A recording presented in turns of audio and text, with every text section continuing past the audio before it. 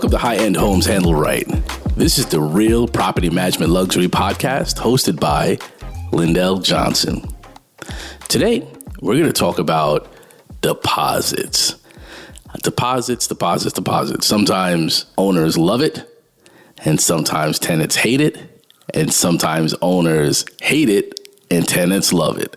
Today, we're going to explain really what a deposit is used for, how to properly request deposits for your property, and also as a tenant, how do you make sure that you get as much of that deposit fund back when you move out? Now, let's just say that you are a renter. You found the home of your dreams, you love it, and you want to move in, but you find out that there's a deposit that's about 2 times the rent amount. So grudgingly, you pay that deposit up front before you move in. You move in, you're there for about a year, and then you decide that, it's time for, to move out. You move out, you've cleaned everything, and you're expecting to get that deposit back. You wait, and then finally you get the money back, but it's not what you thought you were going to get back in deposits. This is a problem that happens often.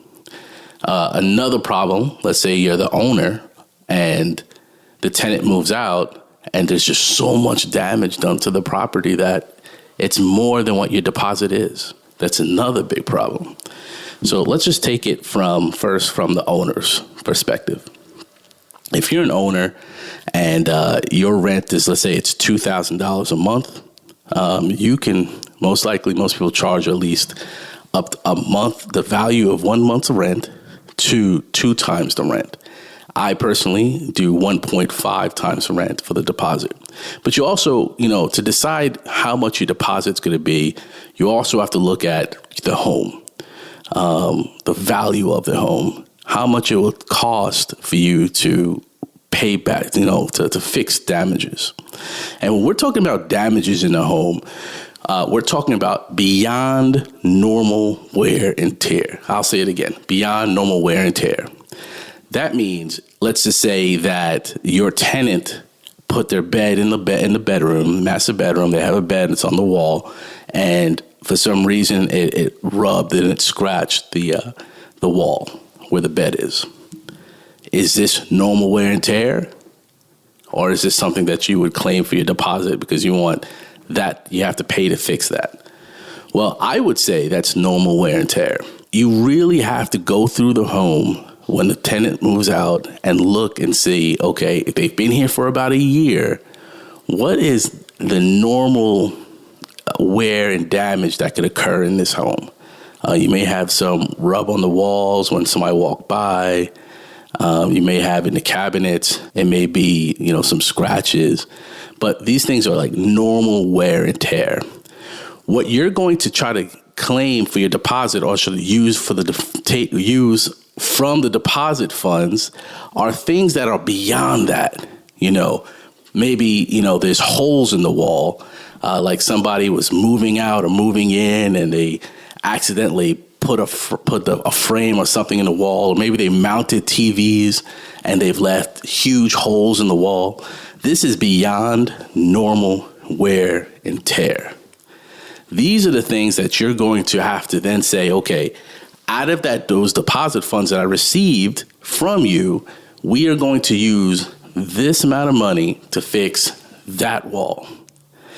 This also as an owner or an investor or a property manager, make sure that you notify the tenant of what or how much of the deposit funds are going to be used to get the home back on the market. And as a tenant, what a tenant should do is, as soon as you move into a new property, you should do an inspection. Some property management companies and homeowners like to request that this inspection is done within 7 days of you moving in. It is very important that you do not miss this step at all, because what can happen is when you move out, they can use that inspection report and compare it to the status of the home when you moved out. They could say, okay, this wall here on the left, There are holes all over this wall, but when you moved here, that wasn't there.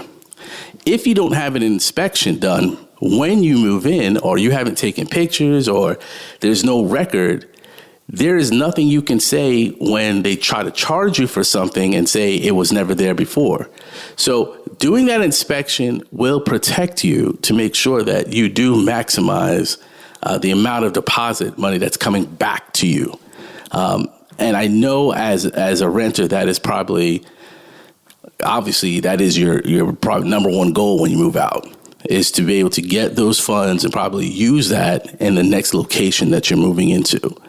And I understand that, and the owner understands that too. But for the owner wants to be able to get that home back on the market, and to look as it looked when you moved in. So the owner is going to have to come out of pocket a lot of times to pay for some of these damages.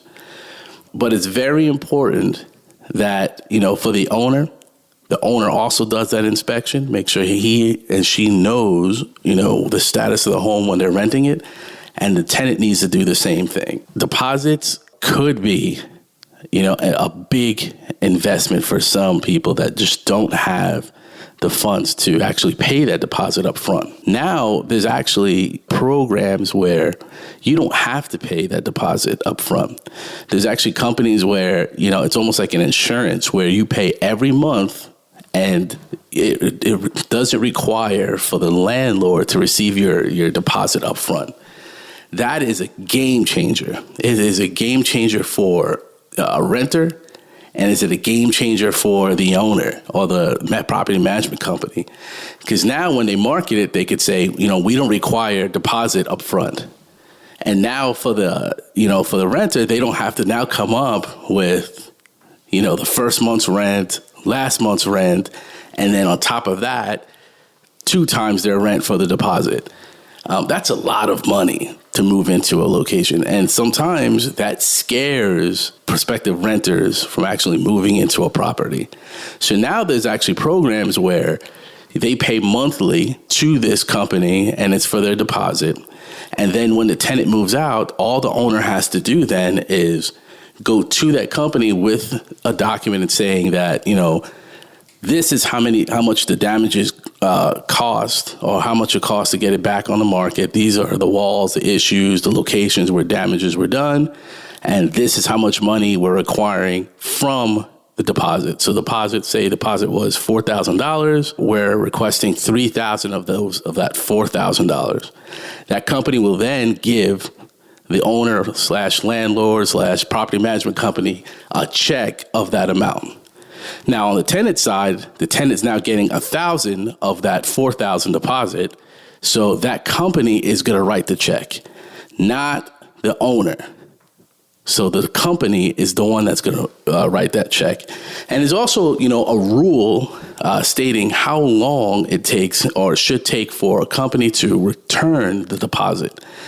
Now, if you go through a second company or another company that's going to handle the deposit for you, they're the ones that are going to make sure that's done on time. A lot of property management companies or owners are so busy, and sometimes, they're not fast enough to return that deposit. When going to another company to deal with your deposit, this is something you don't have to deal with. They'll do that for you. So it's a plus. And now with this company that's actually helping you deal and handle your deposits, it is easy for you as the homeowner or the tenant or landlord, should I say the homeowner or the landlord, to now do other things instead of worrying about the deposit. Another thing that you can do as an owner is charge for that deposit on top of the rent. In 2021 in Texas, a lot of companies began doing this. And basically, say the rent is $2,000 a month, they would add extra amount for the deposit. So they would divide what the deposit amount is by 12. So it's 12 months. And then you add that to the rent. So basically the renter is paying for their deposit every month. And once again, this is for, properties that, it's going to be hard to get someone to move in because the deposit amount plus the first month rent and the last month rent, then it's just going to be harder for that future renter or your future tenant. So this is just something that some landlords, homeowners, that they do in order to, attract quality residents. And so I have done that before as well. And I like it. I do like it, but I also really like companies being able to go to them. They deal with the deposit, and that's something that, we don't have to deal with at all. Arguing about deposits is not something that you really want to deal with. You really worked hard to have a great relationship with your resident and your tenant, your renter. You worked hard for that relationship while they were living there.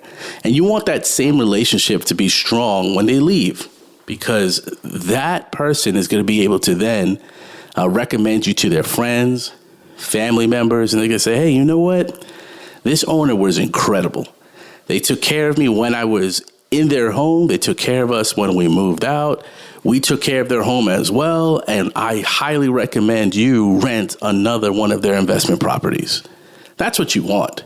That's what you want. You don't want to have someone move out, be upset about their deposit. Oh, I was supposed to have gotten all my deposit money back because I paid for a cleaner to come in.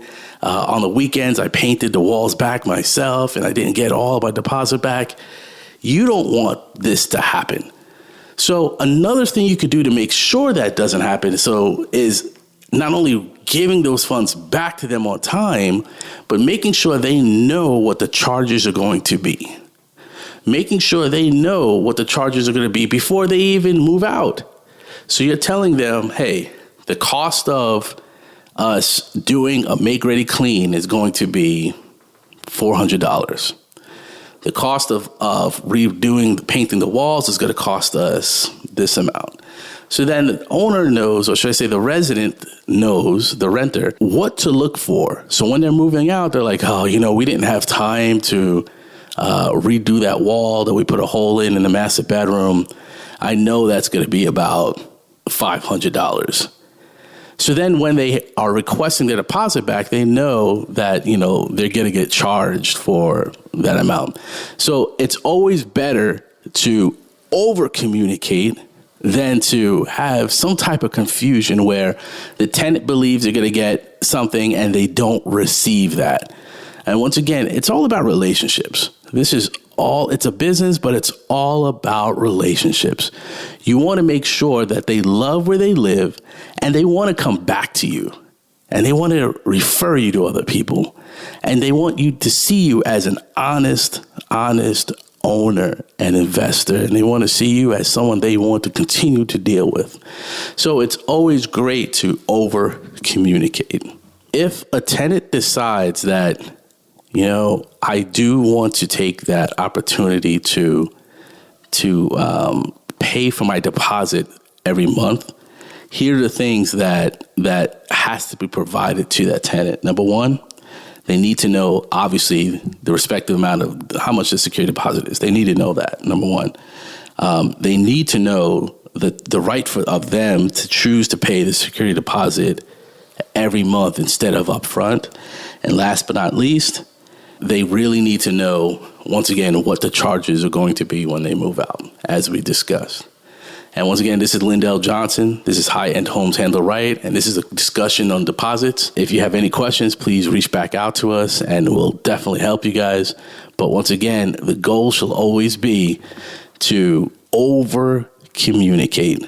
Over-communicate, over-communicate. Have a great day.